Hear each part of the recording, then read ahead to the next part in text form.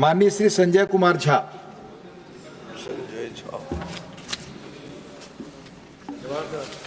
माननीय उपसभापति महोदय, बहुत सारे अध्ययन से पता चला है कि आर्सेनिक कंटामिनेशन अब फूड चेन में भी आ गया है।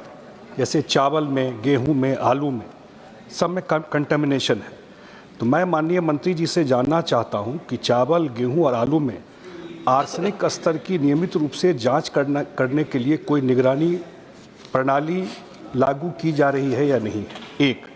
दूसरा, व्यापक आर्सेनिक कंटामिनेशन को देखते हुए खाद्य आपूर्ति में आगे कंटामिनेशन को रोकने के लिए arsenic contamination irrigation water source with safer alternative उससे बदलने के लिए क्या कुछ विभाग उपाय कर रही है कि नहीं कर रही? धन्यवाद सर। माननीय उपाध्यक्ष जी, जो उन्होंने कहा कि अलग अलग आलू है, गेहूँ है, उसके अंदर भी आर्सेनिक के वजह जो कंटेम पाया जा रहा है। हम तो जो जल जीवन मिशन के द्वारा, जल शक्ति मंत्रालय के द्वारा पीने के पानी के लिए, उसके लिए पूरे सोर्स को पहले उसको जांच करते हुए उसकी व्यवस्था करते हैं।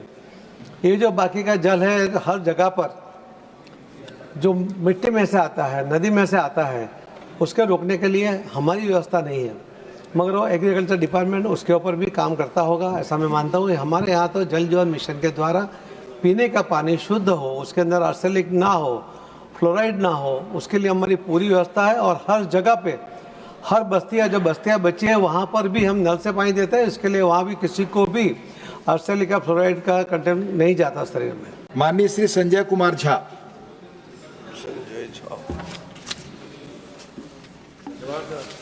माननीय उपसभापति महोदय,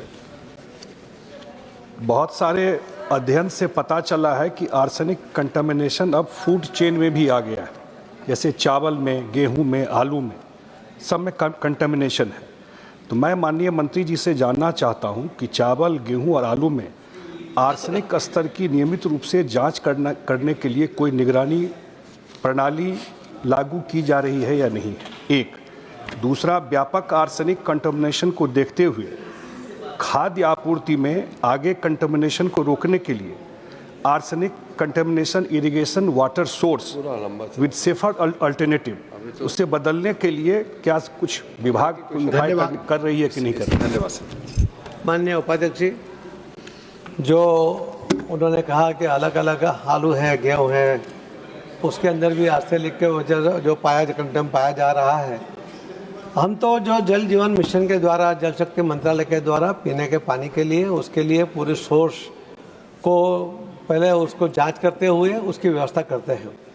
ये जो बाकी का जल है, हर जगह पर जो मिट्टी में से आता है, नदी में से आता है, उसके रोकने के लिए हमारी व्यवस्था नहीं है, मगर वो एग्रीकल्चर डिपार्टमेंट उसके ऊपर भी काम करता होगा, ऐसा मैं मानता हूँ। हमारे यहाँ तो जल जीवन मिशन के द्वारा पीने का पानी शुद्ध हो, उसके अंदर आर्सेनिक ना हो, फ्लोराइड ना हो, उसके लिए हमारी पूरी व्यवस्था है। और हर जगह पे, हर बस्तियाँ जो बस्तियाँ बची हैं, वहाँ पर भी हम नल से पानी देते हैं। इसके लिए वहाँ भी किसी को भी आर्सेनिक या फ्लोराइड का कंटेंट नहीं जाता शरीर में।